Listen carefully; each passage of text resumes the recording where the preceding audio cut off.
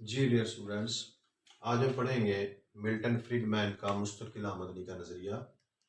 Milton Friedman's permanent income hypothesis. ये Milton Friedman जो America के एक बहुत बड़े इकोनॉमिस्ट हैं, जिनको नोबेल प्राइज़ भी मिल चुका है इकोनॉमिक्स पर, और ये अमेरिका की जो शिकागो यूनिवर्सिटी है वहाँ पे प्रोफेसर रहे हैं। और इनको जो मोनेटिस्ट स्कूल ऑफ थॉट है, जो ज़री माहिर नमुआशियात हैं, उनका फाउंडर भी कहा जाता है, उनका सरबराह भी कहा जाता है, क्योंकि इन्होंने एक नई जहत जो है वो एक किस्म का क्लासिकल का रिवाइवल भी जो है वो मिल्टन फ्रीडमैन के ख्यालात की वजह से ही हुआ। तो मिल्टन फ्रीडमैन ने 1957 में जो एक किताब लिखी जिसका नाम है a theory of consumption function. इस किताब के अंदर मिल्टन फ्रीडमैन ने जो है वो आमदनी और सर्फ के बारे में जो नज़रिया पेश किया है, जिसको मुस्तकिल आमदनी का नज़रिया कहा जाता है। और इसकी जो बुनियाद है मिल्टन फ्रीडमैन के नज़रिए की, वो फिशर के जो खतूत अदम तरजीह हैं, जो इंडिफरेंस कर्व थ्योरी है एल्विंग फिशर की, उसके ऊपर रखी गई है। फ्रीडमैन जो है, जो कंज्यूमर की जो इनकम है उसको दो हिस्सों में तकसीम करता है, परमानेंट इनकम और टेम्परेरी इनकम। मुस्तकिल आमदनी और आर्जी आमदनी। मुस्तकिल आमदनी किसी सारफ की वो आमदनी होती है जो उसको मुस्तकिल तौर पर हासिल हो रही हो, और ये इसमें माजी की आमदनी भी शामिल मिलिट्री फील्डमैन ने जो पास्ट की इनकम है उसको भी शामिल किया है, प्रेजेंट इनकम को भी, और फ्यूचर इनकम जो उसको भी शामिल किया है। उसको परमानेंट इनकम का नाम देता है फ्रीडमैन। और इसी के साथ साथ फ्रीडमैन कहता है कि बाज़ औक़ात जो है इंसान को, किसी कंज्यूमर को जो है वो टेम्परेरी इनकम भी हासिल हो जाती है। मसलन अचानक जो है कोई जो है मुनाफाजात, ख़ास किस्म के जो मुनाफाजात हासिल हो जाते हैं, कोई प्राइज़ बॉन्ड निकल आता है, किसी की लॉटरी निकल आती है, या अचानक जो है कोई मुनाफाजात में जो कारोबारी हज़रात हैं उनकी इज़ाफ़ा हो जाता है, तो उसको वो टेम्परेरी इनकम का नाम देता है। और ये दोनों जो मिलकर हैं, परमानेंट इनकम और टेम्परेरी इनकम, मिलकर उसकी जो टोटल इनकम है, जो मय्यद इनकम है, उसको तरतीब देती है। इसी तरह सर्फ को भी, जो टोटल जो कंजम्पशन है सार्फ की, उसको भी फ्रीडमैन दो हिस्सों में तकसीम करता है, परमानेंट कंजम्पशन और टेम्परेरी कंजम्पशन, यानी मुस्तकिल खर्च, सर्फी खर्च और आर्जी सर्फी खर्च। मुस्तकिल सर्फी खर्च ऐसे अखराजात तो मुस्तकिल किस्म के होते हैं, उनको वो मुस्तकिल अखराजात का नाम देता है परमानेंट कंजम्पशन का। और बाद औक़ात कुछ टेम्परेरी जो है वो कंजम्पशन भी होती है। मसलन अचानक कोई बीमार हो गया, कोई हादसा हो गया, उस सूरत में जो अखराजात करने पड़ते हैं उनको वो टेम्परेरी कंजम्पशन का नाम देता है। तो मिल्टन फ्रीडमैन जो है उसके नज़दीक जो परमानेंट कंजम्पशन होती है वो इन चार चीज़ों पर डिपेंड करती है, जिसमें आई जो है वो शरह सूद से हासिल होने वाली आमदनी है, और यू जो है preferences for immediate consumption, Surf की फौरी तरजीहात, और डब्ल्यू जो है वेल्थ या दौलत से हासिल होने वाली आमदनी, और वाई पी परमानेंट इनकम। ये चारों मिलकर जो फ्री जो मुस्त सारफ का जो परमानेंट कंजम्पशन होता है उसकी, वो उस इनके ऊपर डिपेंड करता है, इन चार चीज़ों के ऊपर। इसी तरह ये जो कंज्यूमर की जो टेम्परेरी इनकम होती है, जो टेम्परेरी इनकम है, याद रखें, ये पॉजिटिव भी हो सकती है और ये नेगेटिव भी हो सकती है। अगर हासिल हो जाए तो ये पॉजिटिव है, टेम्परेरी इनकम ना हासिल हो तो ये नेगेटिव होगी। तो अगर टेम्परेरी इनकम जो है वो पॉजिटिव हो, तो उस सूरत में जो वाई एम है, ये अगर ये पोर्शन जो है टेम्परेरी इनकम का पॉजिटिव हो, तो जो उसकी जो मय्यड कंजम्पशन है, या सॉरी मय्यड इनकम है, या टोटल इनकम जो है वो वाई पी से ज़्यादा होगी। परमानेंट जो उसकी इनकम है उसके मुकाबले में उसकी जो मय्यड इनकम है वो ज़्यादा होगी। लेकिन अगर जो टेम्परेरी इनकम है ये नेगेटिव हो, तो उस सूरत में Y M will be less than Y P. जो परमानेंट इनकम है वो ज़्यादा होगी और जो मय्यड इनकम है वो कम होगी। इसी तरह जो सर्फ है, टेम्परेरी सर्फ जो है वो पॉजिटिव भी हो सकता है और ये नेगेटिव भी हो सकता है।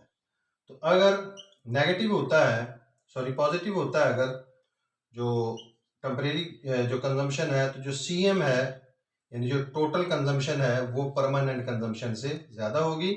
और अगर ये नेगेटिव हो जाए, जो टेम्परेरी कंजम्पशन है, तो उस सूरत में परमानेंट कंजम्पशन जो है वो मय्यद कंजम्पशन से ज़्यादा हो जाएगी। जी, इसके बाद एक खत, जैसा कि हमने अभी जिक्र किया कि जो मिल्टन फ्रीडमैन है, उसने अपने मुस्तकिल आमदनी के नज़रिए की वजाहत के लिए जो एरविंग फिशर है उसके खतूत अदम तरजीह का सहारा लिया है। उसको हम एक डायग्राम के जरिए देखते हैं कि ये बजट लाइन है सार्फ की पूरी ज़िंदगी की। फॉर एग्जांपल इसका नाम W0 W1 हमने रख लिया है और ये इसकी पूरी जिंदगी का खत अदम तरजीह है। फ्रीडमैन ये कहता है कि सारफ जब वर्किंग लाइफ में होता है, जब वो काम कर रहा होता है, जब वो काम करने के काबिल होता है, आमदनी कमाने के काबिल होता है, तो वो OC0 के बराबर जो है वो खर्च करता है इस जिंदगी के अंदर, और जो S के बराबर है ये वाला जो पोर्शन है C0 से लेकर W तक इसको जो वो सेव कर लेता है।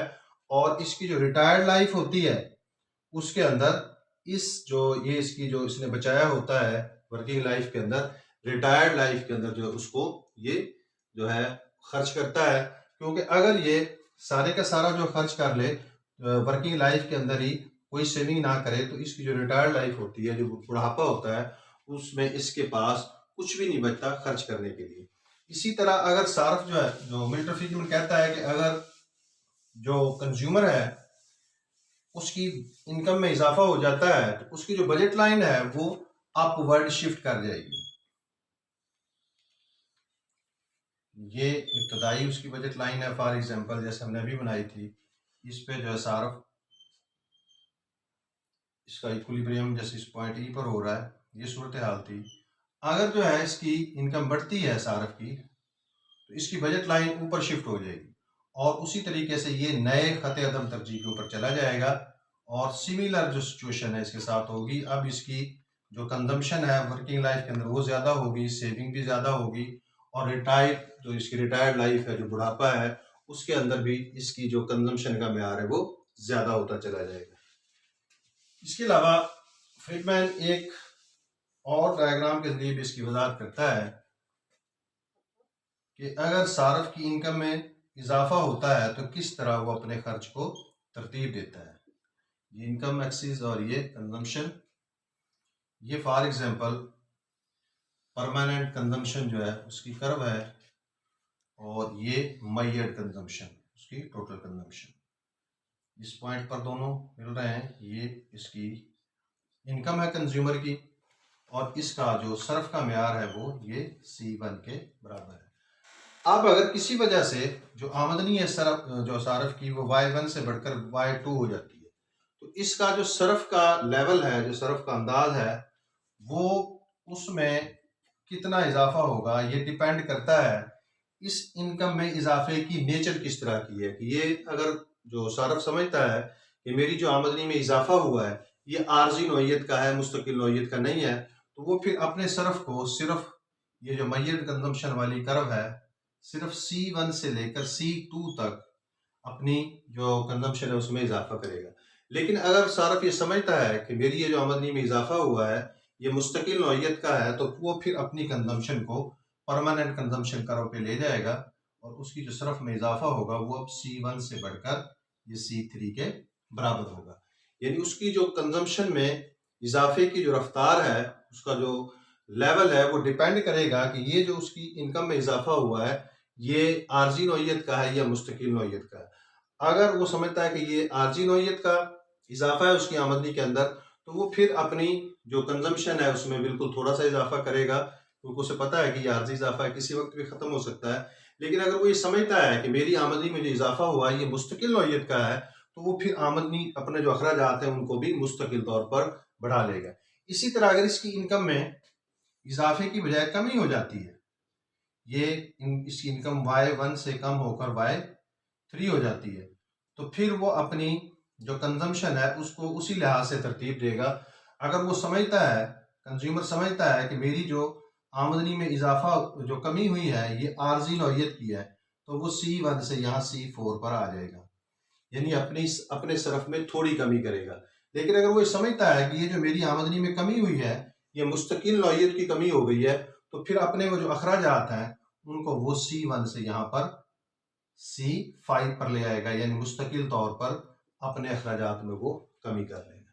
तो इस तरीके से जो मिल्टन फ्रीडमैन है वो अपने आमदनी और सरफ के बारे में जो इनका दरमियान जो रिलेशनशिप है उसको मुख्तलिफ जो कॉन्सेप्ट्स हैं, परमानेंट इनकम, टेम्परेरी इनकम, मय्यद इनकम और वेल्थ से हासिल होने वाली आमदनी, और मुख्तलिफ किस्म के जो तस्वुरात हैं, मसलन जो एरविंग फिशर का जो इंडिफरेंस कर्व थ्योरी है उनका सहारा लेकर जो मिल्टन फ्रीडमैन है वो मुस्तकिल आमदनी के नज़रिए को पेश करता है।